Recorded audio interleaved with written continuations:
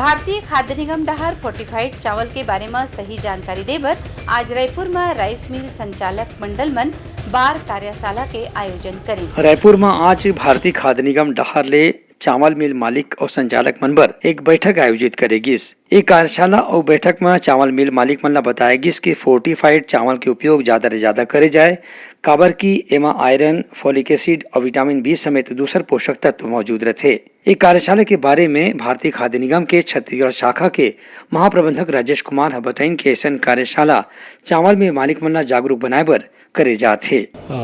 आज की जो कार्यशाला है वो भारतीय खाद्य निगम और WFP के प्रयास से की जा रही है और इस जो कार्यशाला का मेन उद्देश्य है हमारे जो कंज्यूमर है उसके बीच में हम अवेयरनेस फैलाएं फोर्टिफाइड राइस को लेके, और दूसरा जो हमारे स्टेक होल्डर्स हैं जो कर्नेल बनाने वाले हैं FRK के और जो सप्लायर्स हैं राइस FRK राइस सप्लायर्स के, उनके सुझाव और उनके मैन्युफैक्चरिंग में आने वाली समस्याएं और उसकी गुणवत्ता को बनाए रखने के लिए उनको भी बुलाया गया है और इस कार्यशाला में उनके सुझाव और उनकी समस्याओं को सुनने के लिए।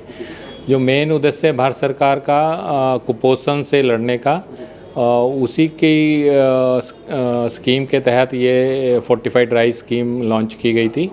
इस फोर्टिफाइड राइस स्कीम के 3 फेज़ थे।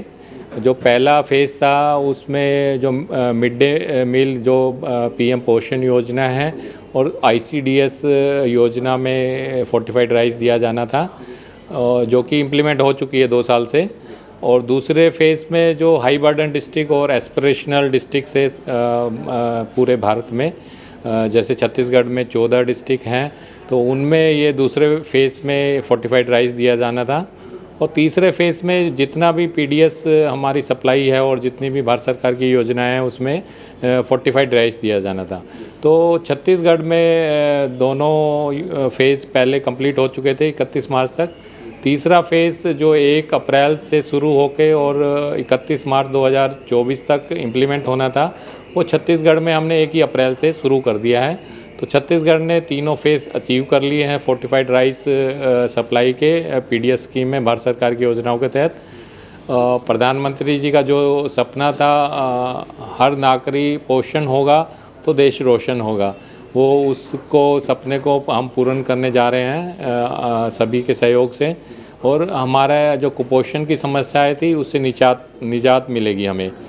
तो ये छत्तीसगढ़ में इस कार्यशाला का उद्देश्य था कि हम जो हमारे कंज्यूमर है उसको इस राइस को सेवन करने के बारे में जागरूक बनाएं और उसके जो भ्रम हैं उनको दूर करें, उनकी शिकायतों को दूर करें। और जो सप्लायर हैं और जो मैन्युफैक्चरर हैं वो समय पे गुणवत्ता वाला FRK राइस प्रोड्यूस करें और सप्लाई करें, सो दैट कि हम सभी कंज्यूमर को समय पे PDS में ये फोर्टिफाइड राइस दे सकें। ये लोगों में जन जागरूकता करने के कारण लोग उच्च क्वालिटी का जो है चयन नहीं कर पाते हैं, उसको लेकर क्या कुछ कहेंगे? शुरुआत में जब ये लॉन्च किया गया तो थोड़ा भ्रम की स्थिति थी कि ये प्लास्टिक राइस है और ये नया चीज़ थी, तो इसकी मैन्युफैक्चरिंग में भी थोड़ी समस्याएं आ रही थी। जबकि ये कॉन्सेप्ट पुराना ही है, जैसे हम आयोडाइज नमक पहले यूज करते थे आयोडीन की कमी को दूर करने के लिए, वो भी एक फोर्टिफिकेशन था। अभी जो हम पोषित आहार के लिए राइस को फोर्टिफिकेशन कर रहे हैं, क्योंकि भारत में करीब 65% लोग चावल का सेवन करते हैं, तो एक अच्छा जरिया था कि राइस के द्वारा हम अपने नागरिकों को पोषित आहार दें। तो अभी वो भ्रम की स्थिति नहीं है, क्योंकि मैन्युफैक्चरिंग में भी बहुत सारे सुधार हुए हैं, बहुत ज़्यादा अवेयरनेस हुई है और बहुत सारे हमने वर्कशॉप करके भारत सरकार ने FCI ने उनको जागरूक बनाया है।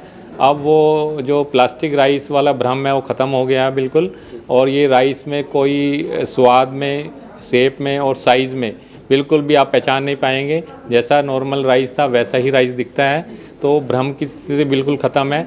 और मैं सभी नागरिकों से अपील करूंगा कि इस फोर्टिफाइड राइस का सेवन करें, अपने आप को पोषित करें, अपने बच्चे लड़ें और कुपोषण की बीमारी से हमारा देश मुक्त हो। Bureau report, Utlangha news. सोर संदेश द बज़ उतलंघा के खबर चारों मुड़ा है नजर।